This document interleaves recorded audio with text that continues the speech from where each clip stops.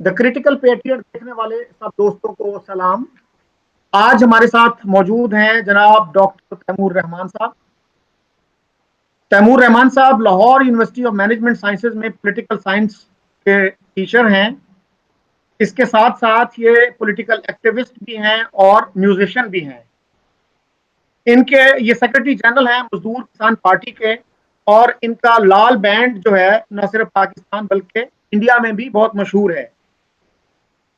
Doctor صاحب, آپ کئی دفعہ انڈیا گئے ہیں, تو کیسا تجربہ رہا آپ کا اور کیسا پایا آپ نے انڈین سوسائٹی کو؟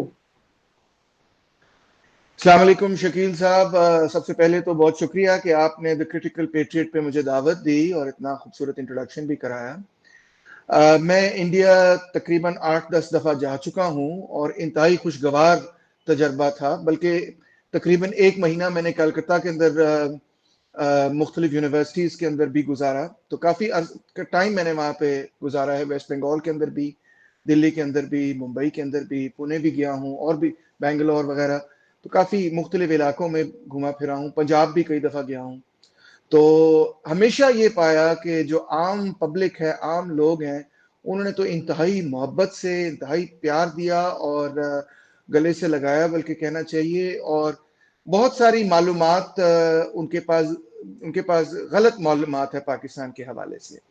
تو میرے وہاں جانے سے لوگ بڑے حیران و پریشان تھے, کیونکہ جو بہت سارے لوگوں کو معلومات ملتی ہے وہ ایسے ذرائع سے ملتی ہے جو کہ چیزوں کو ڈسٹارٹ کر کے پیش کرتے ہیں.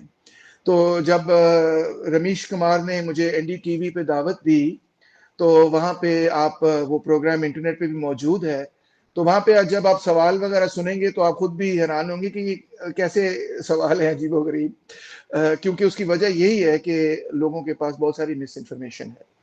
تو میرے جانے سے اور میرے جیسے لوگوں کے جانے آنے سے اور ان لوگوں کے بھی یہاں آنے جانے سے یہ جو ڈس انفارمیشن جان بوجھ کے پھیلائی جاتی ہے, میں سمجھتا ہوں وہ ختم ہو جاتی ہے, اور ہم ایک دوسرے کو پہچان سکتے ہیں کہ ہم واقعی اصل میں کیسے لوگ ہیں. اور میں نے یہ پایا, ایک مثال آپ کو دیتا ہوں کہ سب سے پہلے تو 2-3 میری آبزرویشنز ہیں. ایک تو یہ کہ انڈیا بہت بڑا ہے. مطلب جب آپ جیوگرافکلی ٹریول کرتے ہیں تو پاکستان میں رہتے ہوئے اندازہ نہیں ہوتا کہ جب آپ نارتھ سے ساؤتھ جاتے ہیں کہ وہ ایکچولی کتنا لمبا سفر ہے, اور وہ پورا واقعی ایک سب کانٹیننٹ ہے. اور کیونکہ وہ ایک سب کانٹیننٹ ہے تو دوسری میری آبزرویشن یہ کہ انڈیا انتہائی ڈائیورس ہے, پاکستان سے بھی زیادہ ڈائیورس ہے.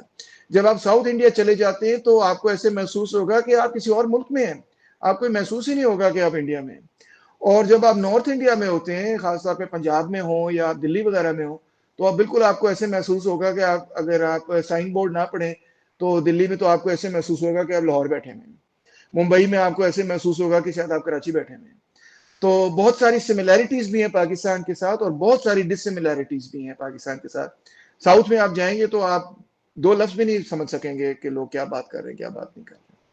تو یہ بڑی دلچسپ بات ہے, اور India is a whole continent. اور میں تو چاہتا ہوں کہ میں نے یہ کتاب بھی یہاں رکھی ہوئی, فلاسفیز آف انڈیا, تو میں یہی چاہ رہا ہوں کہ میں انڈین جو فلاسفی ہے اس کو سمجھوں, اور جو ہسٹری ہے اس کو سمجھوں, اور وہ ہماری بھی تاریخ ہے, وہ کوئی علیحدہ تاریخ تو نہیں ہے, اور ان جو مختلف کلچرز ہیں انڈیا کے اندر ان کو سمجھوں.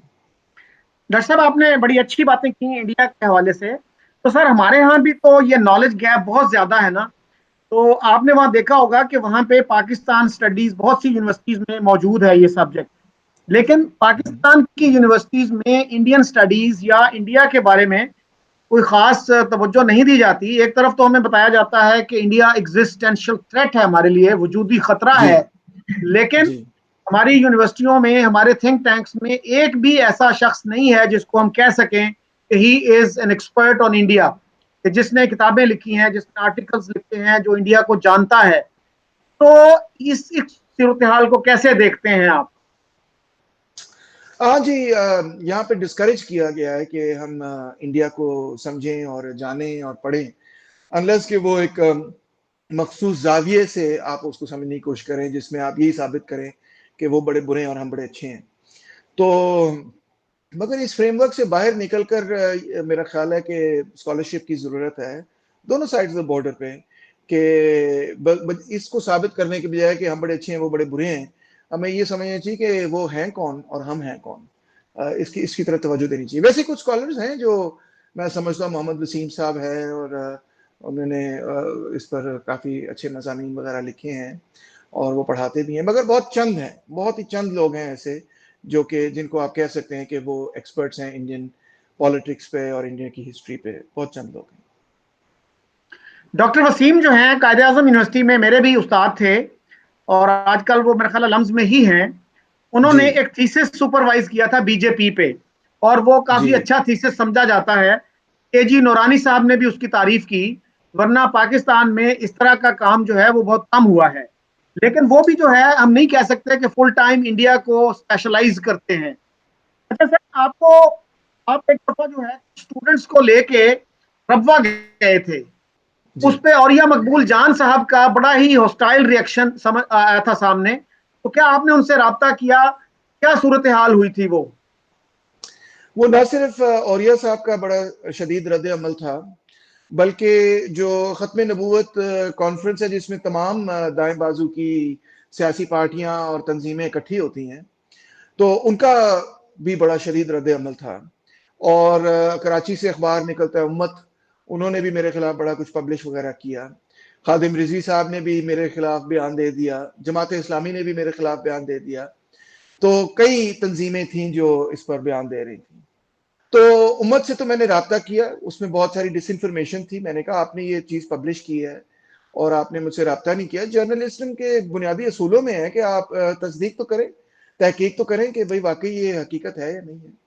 تو بہرحال انہوں نے پھر جو جس بندے نے لکھا تھا وہ آرٹیکل، اس سے بھی میرا رابطہ ہوا. میں نے کہا آپ نے ساری رپورٹ ہی غلط لکھی ہوئی ہے.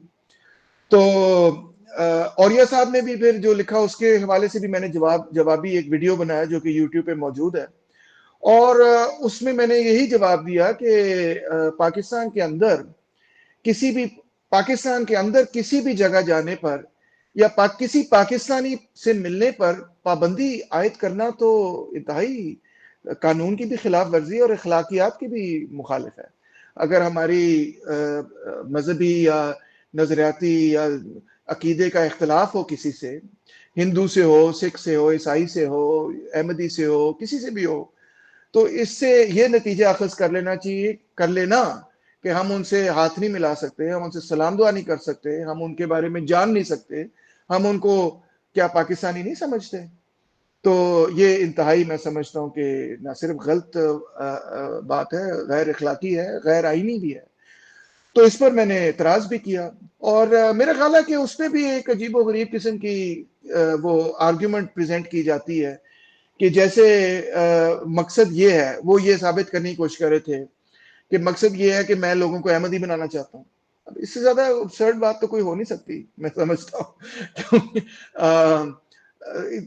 نہ تو میں ذاتی طور پہ احمدی ہوں، نہ مجھے کوئی سروکار ہے یا دلچسپی ہے ریلیجس ڈیبیٹ سے. فرینکلی میں تو ایک پولیٹیکل سائنٹسٹ ہوں اور میری تو کوشش یہی ہے کہ پاکستان کے اندر چاہے کوئی کسی بھی مذہب سے تعلق رکھتا ہو، مختلف مذاہب کے لوگوں کے درمیان امن و امان ہونا چاہیے.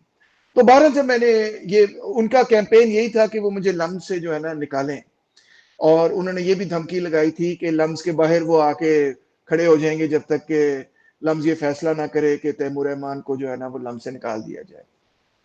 دوبارہ لمز کے اندر بھی پھر جو ڈین ہے اور ہیڈ آف ڈپارٹمنٹس وغیرہ ہیں، انہوں نے اسٹوڈنٹس کو بھی بلایا اور مجھے بھی بلایا اور اس پر تحقیق کی کہ یہ کیا معاملہ ہے، یہ کیسے ہوا، کیوں ہوا، وغیرہ وغیرہ. مگر لمز نے بڑا فرملی یہ فیصلہ کیا کہ اس میں کوئی ایسی ویسی بات نہیں ہے اور امن کے لیے یہ ایک کیا کہنا چاہیے اسٹوڈنٹ ایکسچینج تھا. وہاں جو اسٹوڈنٹس تھے یونیورسٹی کے، وہ مجھے اس اکیڈمی کا نام بھول گیا ہے، بہرحال ان اسٹوڈنٹ سے لمز کے اسٹوڈنٹس کی میں نے ملاقات کروائی تھی. تو مجھے اس بات کی سزا ملی تھی. تو اس سے دیکھیں نا یہ بھی ثابت ہوتا ہے شکیل صاحب کہ معاملہ بہت بگڑ گیا ہے. معاملہ صرف اب یہ نہیں ہے کہ ہمیں ان سے دینی یا عقیدے کا یا مذہبی اختلاف ہے.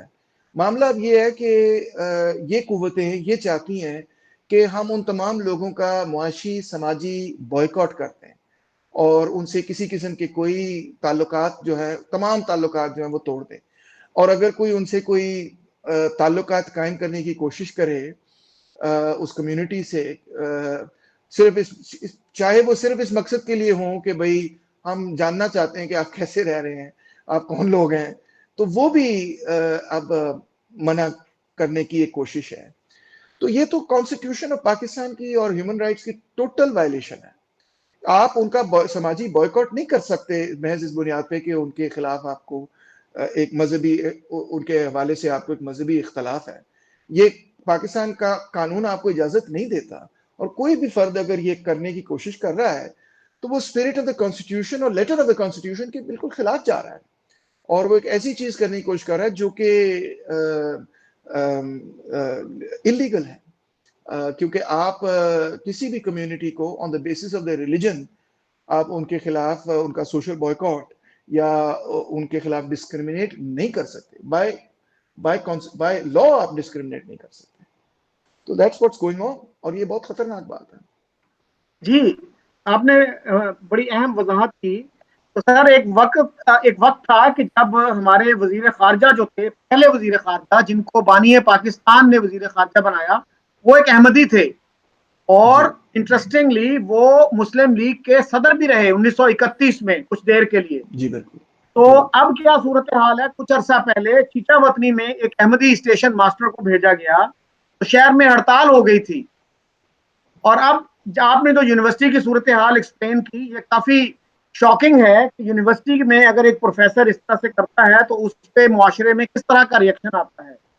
تو جی یونیورسٹیاں تو پوری دنیا میں they are considered bastions of free inquiry, free expression, اور وہ قلعے سمجھے جاتے ہیں فری ایکسپریشن کے.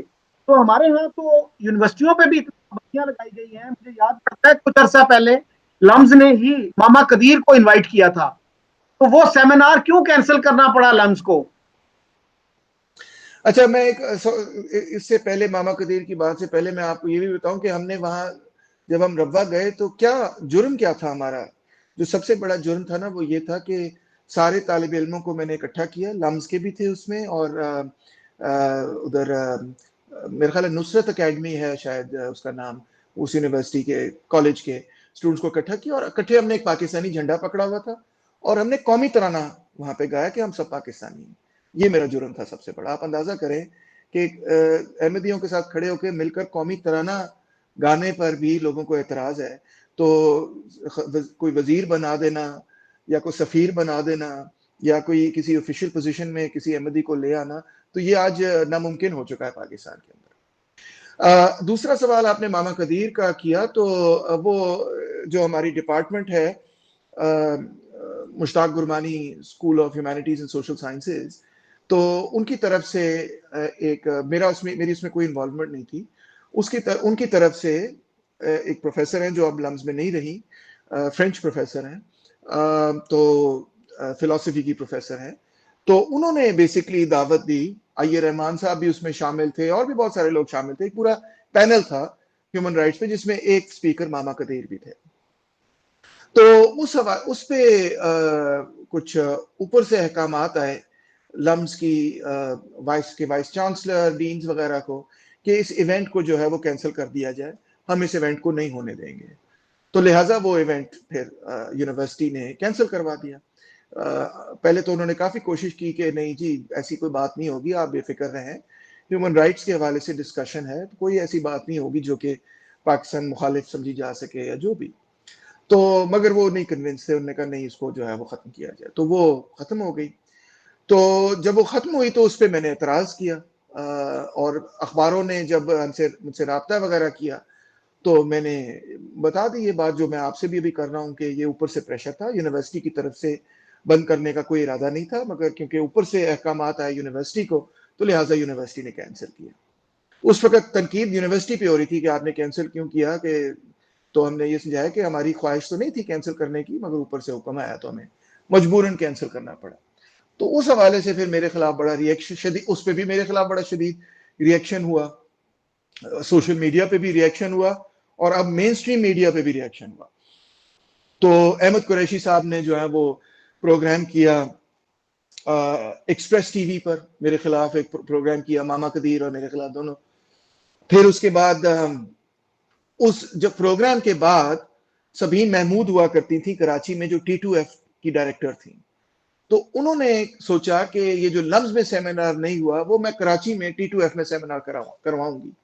انہوں نے سیمینار کروایا، اس میں انہوں نے میر محمد علی تالپور کو بھی دعوت دی وغیرہ. وہ سیمینار ہو گیا. سیمینار ہونے کے بعد جب وہاں سے T2F سے نکلی تو ایک موٹر سائیکل ان کے ہمراہ آئی اور انہوں نے پوچھا کھڑکی پہ ٹک ٹک کر کے کہ آپ سبین محمود ہیں؟ انہوں نے کہا جی. انہوں نے 5 گولیاں سبین میں اتار دی، ساتھ ان کی ماں بھی تھی، میرا خیال ہے شاید پیچھے ڈرائیور بھی تھا یا اس طرح کچھ مان لیتا. تو سبین کی اس طرح وفات ہو گئی. اب اس پہ کرائسس ہوا obviously، کیونکہ لوگوں کا یہ خیال تھا کہ یہ اس سیمینار کے رسپانس میں ہوا، الزام یہی تھا. تو احمد قریشی صاحب نے دوبارہ اس قتل کے بعد دوبارہ ایک پروگرام کیا جس میں انہوں نے پھر میرے پہ الزام لگایا. ایک تو انہوں نے الزام یہ لگایا کہ یہ بلوچ نیشنلسٹوں نے ہی سبین کا قتل کیا ہے، اور دوسرا انہوں نے مجھے بھی ان کے ساتھ جوڑ دیا اور میرے پہ الزام یہ لگایا ہے کہ سی پیک کو روکنے کے لیے یہ تیمور رحمان جو ہے یہ سب کچھ کر رہا ہے. حالانکہ اگر میں آپ میری سی پیک پہ گفتگو سنیں تو میں اتنا کچھ شدید اس کی مخالفت نہیں کرتا، تنقید ضرور کرتا ہوں، مگر میں نے کبھی اس کی کوئی بہت بڑھ چڑھ کے مخالفت نہیں کی. تو ایویں جھوٹے موٹے قسم کے الزام. تو اس طرح یہ جرنلزم کا سٹینڈرڈ ہے. تو میں نے بہرحال وہ کیس پھر پیمرا میں فائل کیا ان کے خلاف. میں نے کہا یہ دیکھیں جھوٹے الزام ہے کہ میں ملک توڑنے کی سازش کر رہا ہوں، میں کوئی بلوچ نیشنلسٹوں سے مل کے ملک توڑ رہا ہوں، یہ ہے وہ ہے، دس از نانسنس. تو یہ کہاں سے انفارمیشن ہے ساری؟ تو پیمرا میں وہ کیس چلا اور پیمرا میں وہ کیس میں جیتا. اور انفیکٹ اس کے بعد اس قسم کے اور کیسز بھی تھے. تو اس کے بعد جو لکھانی صاحب ہیں جو ایکسپریس ٹی وی کے، انہوں نے مجھے ای میل وغیرہ بھی کی اور انہوں نے احمد قریشی کو پھر ٹی وی سے نکال دیا. اور دلچسپ بات یہ ہے کہ جو اس پروگرام کے پروڈیوسر تھے وقار صاحب، ان سے آج میری بڑی یاری اور دوستی ہے، اور وہ اکثر مجھے ایکسپریس ٹی وی پہ بلاتے ہیں، اور جب بلاتے ہیں تو کہتے ہیں کہ ڈاکٹر صاحب وہ بڑی ہم سے غلطی ہوئی اور ہم معذرت خواہ ہیں وغیرہ وغیرہ، ان سے کافی یاری. تو بہرحال اس میں کامیابی مجھے ہی ہوئی. مگر یہ جھوٹے الزام جو جب لگتے ہیں نا شکیل صاحب، تو اس کا رزلٹ یہی ہوتا ہے کہ پھر جو آپ اچھا کام کر رہے ہیں نا، جس طرح میرے فلسفے پر لیکچرز ہیں، سیاست پر میرے لیکچرز ہیں، جو میں تعلیم و تربیت دینے کی کوشش کر رہا ہوں، تو اس پر ایک شیڈو سا کریٹ ہو جاتا ہے. لوگ کہتے ہیں پتہ نہیں یہ تو ملک دشمن پروفیسر ہے یا کیا ہے کیا نہیں ہے، یا احمدی ہے، ملک دشمن ہے، قادیانی ہے، پتہ نہیں کیا ہے، KGB کا ایجنٹ ہے. تو اس میں پھر آپ ایک ریشنل ڈسکشن نہیں کر سکتے، کیونکہ وہ ایک ایڈ ہومینم اٹیک بن جاتا ہے نا. آپ کی شخصیت کو مشکوک بنانے کی کوشش کی جاتی تاکہ آپ جو ہے وہ ایک ڈیبیٹ میں ایز این ایکول پارٹیسپیٹ نہ کر سکیں. انڈیا میں بھی یہی ہو رہا ہے کہ جو بندہ حکومت پہ تنقید کرتا ہے اس کو اینٹی نیشنل ڈکلیئر کر دیا جاتا ہے. وہ چاہے کمیونسٹ ہو یا وہ لبرل ہو یا کچھ، کوئی بھی اس کے پرسپیکٹو سے وہ تنقید کر رہا ہو کسی ایک پالیسی پہ، سٹیزن شپ لا پہ تنقید کر رہا ہو، کشمیر کی پالیسی پہ کر رہا ہو، کسی چیز پہ بھی کر رہا ہو، اینٹی نیشنل، یعنی کہ وہ تو کوئی بیرون ملک ایجنٹ ہے. اس کے بعد پھر وہ ڈائلاگ کرنا مشکل ہو جاتا ہے نا، کیونکہ آپ پہ الزام اتنا بڑا لگ جاتا ہے. آپ وہ الزام ہی دھوتے رہتے ہیں، آپ جو ایشو ہے اس پہ بات ہی نہیں کر سکتے. ایشو تو یہ ہے کہ مذہبی اقلیتوں کے حوالے سے پاکستان کی کیا پالیسی ہونی چاہیے. کیا وہ پالیسی ہونی چاہیے جو کہ 11 اگست میں 1947 میں جناح صاحب کی تقریر میں واضح کی گئی تھی کہ Hindus will cease to be Hindus and Muslims will cease to be Muslims, not in the religious sense because that is the personal faith of every individual, but in the political sense. یعنی کہ سیاسی اعتبار سے تمام شہری برابر ہوں گے وداؤٹ ڈسکریمنیشن. کسی قسم کا کوئی امتیازی سلوک کسی بھی قوم کے کسی بھی مذہب کے لوگوں کے ساتھ نہیں ہوگا. اور یہی معاملہ پھر اس پر بھی ہے کہ نیشنل کویسچن پر بھی ہے کہ پاکستان کی کیا پالیسی ہے جو بلوچستان وغیرہ ہے ان میں حالات کو ٹھیک کرنے کے حوالے سے ہماری کیا پالیسی. بیکاز ہمیں تو یہی نظر آتا ہے کہ حالات مزید خراب ہوتے چلے جا رہے ہیں، بہتر نہیں ہو رہے، اور مس مینج کیا جا رہا ہے سارے معاملے کو. اور اگین اس میں بھی یہ بات ہے کہ بھائی all the citizens of Pakistan regardless of their nationality, کوئی بلوچ ہو، کوئی پنجابی ہو، کوئی سندھی ہو یا کوئی پشتون ہو، ہزارہ ہو یا کشمیری ہو، گلگت بلتستان سے ہو یا کہیں سے بھی ہو، سرائکی ہو، تمام لوگوں کو برابر کے حقوق سیاسی، سماجی اور معاشی ملنے چاہیے. اور جب وہ نہیں ملتے تو پھر لوگوں کے درمیان لڑائی جھگڑا ہوتا ہے.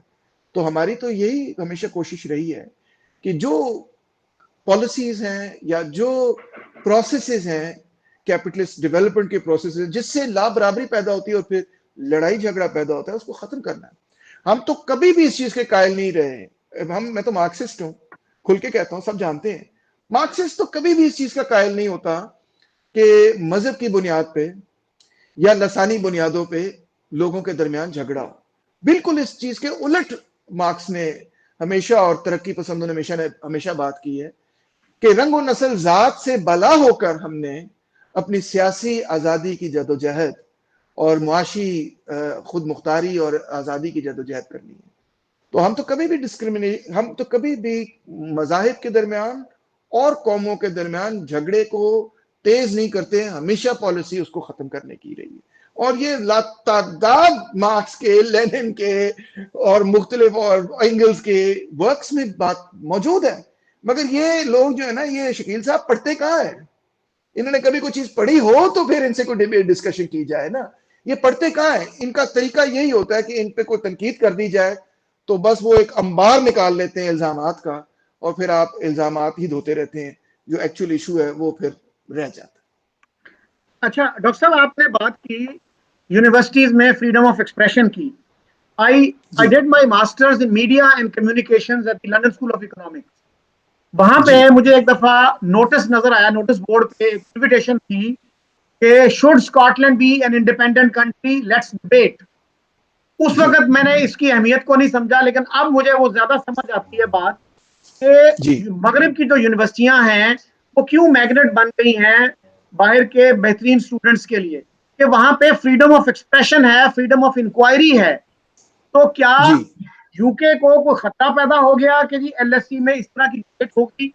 تو ہمارے ہاں اتنا انسیکیور کیوں محسوس کرتے ہیں؟ اگر ماما کبیر نے وہاں غلط بات کرنی تھی تو وہاں پہ آپ اپنا نقطہ نظر بھیجنے کے لیے کسی کو بھیج دیتے کہ جو ماما کبیر کی غلط بات ہے اس کو کنٹراڈکٹ کر دیں. تو جن لوگوں نے یہ رکوایا ان کو یہ بالکل خیال نہیں تھا کہ ہماری یونیورسٹیوں کی جو ریپوٹیشن ہے پہلے ہی اتنی خراب ہے، ہم جب اس طرح کے کام کرتے ہیں تو وہ ریپوٹیشن مزید تارنش ہوتی ہے، اس کو کوئی فائدہ نہیں ہوتا. سر دوسرا، آپ نے 11 اگست والی تقریر کی بات کی کہ قائد اعظم محمد علی جناح نے برابر کے حقوق کی بات کی. سر آپ کے علم میں ہے کہ اوریا مقبول جان نے یہ کہا ہے کہ یہ تقریر تو ہوئی ہی نہیں، یہ پاکستان کی تاریخ کا بہت بڑا جھوٹ ہے، ایک فورجری ہے، جعل سازی ہے. اس کو آپ کیسے دیکھتے ہیں کہ ہمارے مین سٹریم میڈیا میں ایک پاپولر شخصیت جس نے سی ایس ایس کیا، جو بیوروکریسی میں سینئر پوزیشن پہ رہے، وہ بندہ یہ بات کر رہا ہے؟ He is not from the lunatic fringe so to say. Shakeel صاحب، مین سٹریم میڈیا پہ آنے کے لیے آپ کو کون سی کوالیفیکیشن کی ضرورت ہے؟ یہاں پہ کون سے جرنلزم کے سکولز ہیں جو آپ کو ایک اچھی جرنلسٹک ڈگری دیتے ہیں اور چینلز یہ کہیں کہ اچھا یار اپنی جرنلزم کی ڈگری دکھاؤ، اگر یہ اچھی ڈگری ہے ہم اس کو پیئر ریویو کریں گے، اس کو کوئی کمیٹی بیٹھے گی اور ہم فیصلہ کریں گے کہ آپ کو مین اسٹریم میڈیا پہ آنا چاہیے یا نہیں آنا چاہیے. یہاں پاکستان کے اندر مین اسٹریم میڈیا پہ وہ بھی لوگ آ جاتے ہیں جو کہتے ہیں جنوں کے پورے شہر آباد ہیں. مطلب کوئی اس کو چیک تو نہیں کر سکتا. یہاں پہ مین اسٹریم میڈیا پہ آنے کا کوئی ایکڈیمک یا جرنلسٹک سٹینڈرڈ یا کرائٹیریا ہے ہی نہیں، بالکل سرے سے نہیں. آپ کے اگر اچھے تعلقات ہیں میڈیا اونر سے اور آپ ان کو یہ گارنٹی کر سکتے ہیں کہ میڈیا چینل پہ جب آپ آئیں گے تو آپ کے آنے کے نتیجے میں میڈیا چینل میں انویسٹمنٹ کی جائے گی حکومت کی طرف سے، ریاست کی طرف سے یا کمپنیوں کی طرف سے. That's all they care about, nothing else. تو عامر لیاقت صاحب جو ہیں وہ کتنی دفعہ ایکسپوز ہوئے کہ انہوں نے غلط ملت بات کی، مگر پھر وہ واپس آ گئے کیونکہ بھائی ان کے ساتھ بہت ساری انویسٹمنٹ آ جاتی ہے، چینل کے اندر کروڑوں روپے آ جاتے ہیں، ان کو بھی رکھ دیا جاتا ہے. تو یہ تو کوئی کرائٹیریا ہی نہیں ہے فرینکلی اسپیکنگ. پاکستانی جو پرائیویٹ چینلز اور میڈیا چینلز ہیں ان کے پاس کوئی کرائٹیریا نہیں ہے کہ ان کی کوئی کمیٹی بیٹھے اور وہ جرنلسٹ کو دیکھے کہ واقعی یہ جرنلسٹ ہے یا پروپیگینڈسٹ ہے. دیر از نو کرائٹیریا. ایون میں آپ کو بیسٹ فرینکلی بتاؤں شکیل صاحب کہ اب بین الاقوامی طور پہ بھی یہ کرائٹیریا تباہ و برباد ہو گیا ہے. انڈیا کے اندر ارناب گوسوامی جو ہے وہ اپنی وہ کیا آپ ان کو جرنلسٹ کہیں گے, اس کو جرنلزم کہیں گے؟ وہ تو بندے کو بٹھا کے گالیاں نکالنا شروع کر دیتے ہیں. کوئی آبجیکٹو رپورٹنگ نہیں ہے, کوئی چیکس اینڈ بیلنسز نہیں ہے کہ واقعی یار یہ بندہ ایک جرنلسٹ ہے یا کیا ہے. کسی زمانے میں بی بی سی نے ایک بڑا سٹینڈرڈ بنایا تھا جرنلزم کا, آپ کو پتا ہوگا, بہت کیئرفلی وہ چیزوں کو ویٹ کرتے تھے, دوبارہ سے چیزوں کو دیکھتے تھے, اور اس کی وجہ یہی تھی کہ اگر کوئی رپورٹ وغیرہ آتی تھی تو اس کو پھر کورٹ میں چیلنج کیا جا سکتا تھا. تو بی بی سی نے سٹینڈرڈ آف جرنلزم کو بڑھاتے گئے. اور ایک وقت تھا کہ واقعی بی بی سی میں جب خبر چھپتی تھی تو لوگ کہتے تھے کہ یار یہ بی بی سی میں خبر چھپی ہے, اس کو کئی دفعہ ویٹ کیا, اس کے جرنلسٹ انتہائی جو ہے وہ کوالیفائڈ لوگ ہیں, تو یہ صحیح ہوگی. ٹھیک ہے, اتھارٹیٹیو چینل بن گیا. پھر اس کے بعد مرڈاک صاحب نے ایک پورا کاؤنٹر ریولوشن پوری بین الاقوامی میڈیا میں کیا. دا سن اینڈ سٹار اور یہ وہ اس طرح کے بہت سارے انہیں رسالے نکالے, فاکس نیوز وغیرہ وغیرہ, جس میں کہ جرنلزم کا سٹینڈرڈ جو ہے بالکل تباہ و برباد ہو گیا, کیونکہ پورے میڈیا کی کمرشلائزیشن ہوئی, اور کمرشلائزیشن میں میڈیا کا سٹینڈرڈ بالکل ختم ہو گیا. بی بی سی آپ کو پتا ہے کمرشل ادارہ نہیں ہے, بی بی سی کبھی کمرشل ادارہ نہیں تھا, ابھی بھی کمرشل نہیں ہے, اسی وجہ سے وہ کوئی سٹینڈرڈ مینٹین کر سکے. جب جرنلزم کی کمرشلائزیشن شروع ہوئی تو پاکستان نہیں پوری دنیا کے اندر جرنلسٹک سٹینڈرڈز کی دھجیاں اڑ گئی ہیں. آج فیک نیوز اتنی پھیلی ہوئی ہے کہ جس کی حد صاحب کوئی نہیں. تو آریہ مقبول جان صاحب سے کیا توقع آپ کر سکتے ہیں؟ ان کا اگر دل چاہے تو وہ یہ بھی شاید ٹی وی پہ آگے کہہ دیں کہ دنیا فلیٹ ہے. لوگ ٹی وی پہ آگے یہ بھی کہہ دیتے ہوتے ہیں. It's nothing, it means nothing, because transcript موجود ہے. ٹھیک ہے جی, ٹرانسکرپٹ موجود ہے جناح صاحب کی تقریر کا, اور وہ لوگ جنہوں نے وہ تقریر سنی انہوں نے بھی ریکارڈ کیا کہ یہ پارلیمنٹری منٹس وغیرہ کے اندر یہ چیزیں موجود ہیں. سو کیا اس چیز پہ بحث کی جائے؟ بحث تو یہ کی جائے, یہ نہ کی جائے کہ وہ تقریر ہوئی یا نہیں ہوئی. بحث تو یہ کی جائے کہ میڈیا جو ہے وہ کوئی کرائٹیریا طے کرے گا before allowing people to speak to millions of people. اور انڈیا میں کوئی کرائٹیریا طے ہوگا کہ ارناب گوسوامی جیسے لوگ, جس کو گودی میڈیا کہا جاتا ہے, گودی میں جو بیٹھا ہوا ہے حکومت کی, تو اس قسم کا کیا کرائٹیریا ہے ہمارے پاس پبلک ڈائیلاگ ڈسکشن کا؟ اب آپ کو بتاؤں کہ لمز میں کرائٹیریا دیکھیں کیا ہے. آپ کو نہ صرف آپ پڑھا ہی نہیں سکتے یہاں پہ جب تک آپ کے پاس ماسٹرز ڈگری نہیں, اور اگر آپ کے پاس ماسٹرز ڈگری ہے کسی بین الاقوامی یونیورسٹی سے, اس سٹینڈرڈ کی یونیورسٹی سے, تب بھی ایک کمیٹی بیٹھے گی, آپ اس کے سامنے پریزنٹیشن کریں گے, پھر آپ کے انٹرویو ہوں گے, پھر آپ کا جو ریٹن ورک ہے اس کو دیکھا جائے گا وغیرہ وغیرہ, آپ کی پوری اسیسمنٹ ہوگی. ٹھیک ہے, ہر سال آپ کی فیکلٹی اپریزل, آپ کو اپریزل لکھنا پڑتا ہے. پھر اس کے بعد آپ پروفیسر بن ہی نہیں سکتے لفظ سے جب تک آپ کے پاس پی ایچ ڈی نہیں ہے. آپ ٹیچنگ فیلو ہوں گے, پروفیسر نہیں ہوں گے.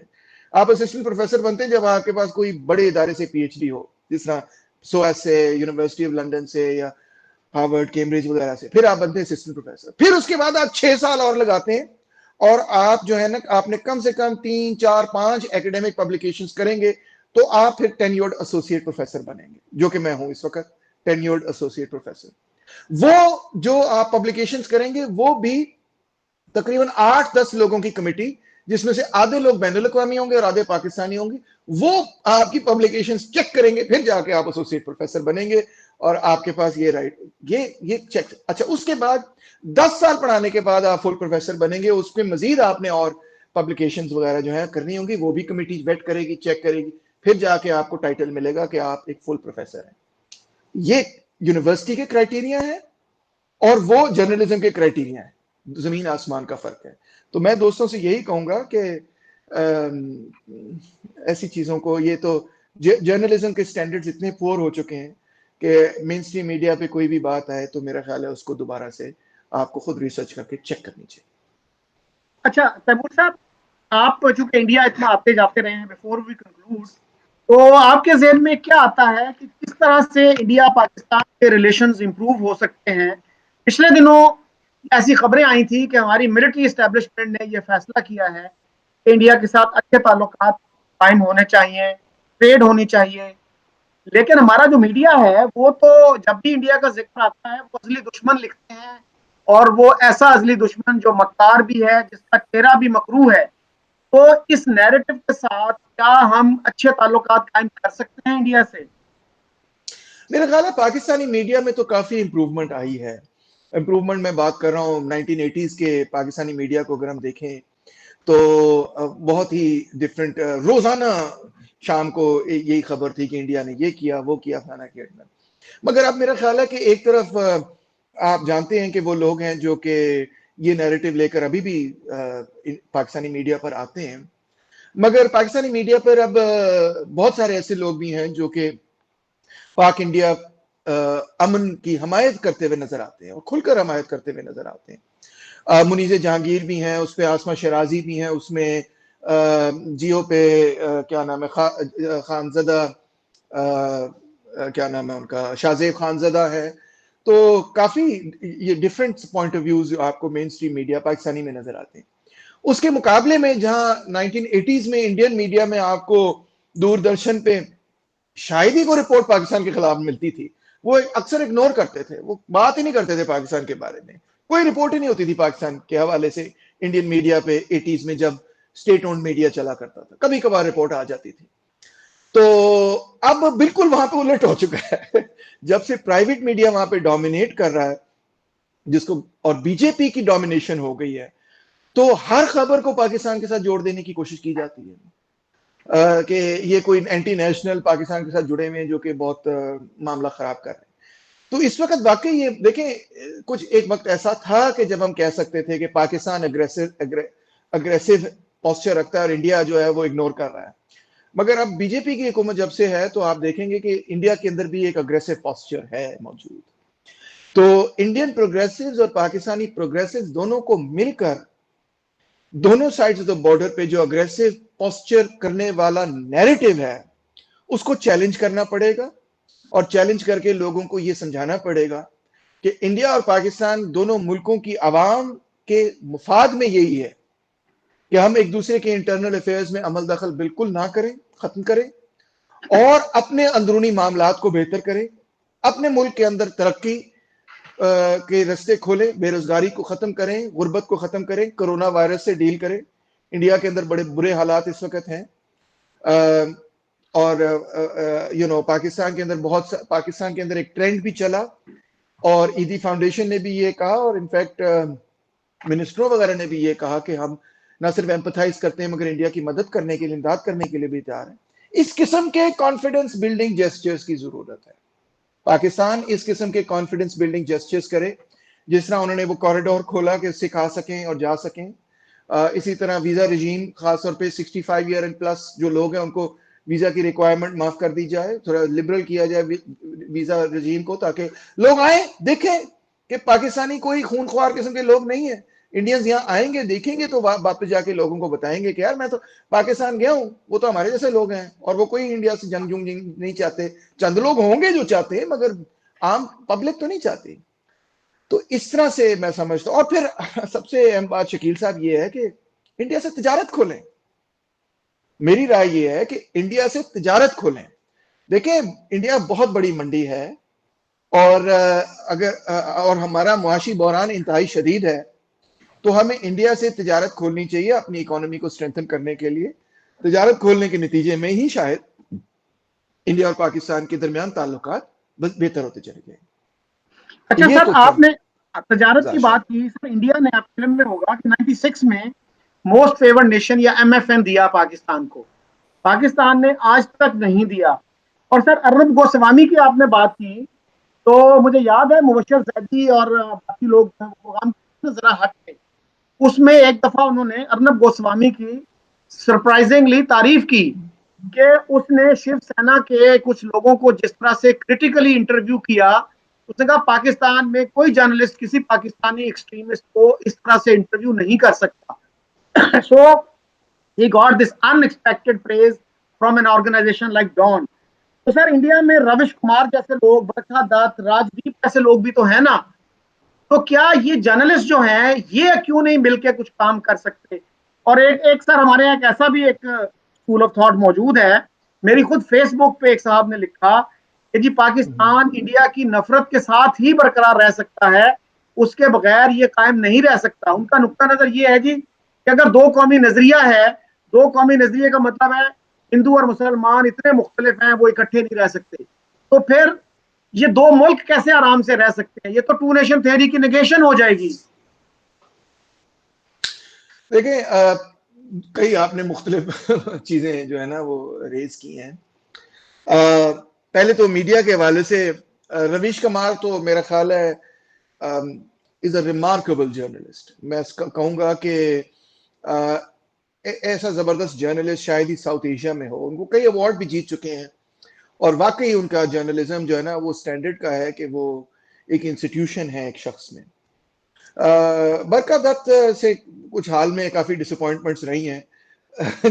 بہرحال وہ ان کو چھوڑ دیتے ہیں, اس کیٹیگری میں رہنے دیتے ہیں. حافظ مگر سعید نے ہندی سر ایک میڈیا دفعہ ان کی تعریف کی تھی, حافظ سعید نے, کہ کشمیر پہ بڑی اچھی رپورٹنگ کرتی ہیں وہ. دیکھیں جی, ہاں آپ نے یہ کہا کہ فلانے نے ارناب گوسوامی کی تعریف کی, کسی نے برکت دت کی تعریف کر دی, تو میرا جواب یہ ہے کہ even a broken clock can tell the time correctly at least twice a day. ایک ٹوٹی ہوئی گھڑی جو ہے نا, جس کا ہاتھ ہل نہیں رہا ہوتا, وہ بھی دن میں 2 دفعہ ٹھیک وقت بتاتی ہے. ٹھیک ہے نا. اور ایک اور انگریزی میں کہاوت ہے, a single sparrow does not make a spring, کہ اگر آپ نے ایک چڑیا دیکھ لی اس کا یہ مطلب نہیں کہ باہر آ گئی ہے. تو ارناب گوسوامی نے کبھی ایک آدھا انٹرویو میں کوئی اچھا کام بھی کر دیا ہوگا, اس میں کوئی شک نہیں. انسان ہے, غلطی ہو جاتی ہے, کبھی اچھا کام بھی ہو جاتا ہے.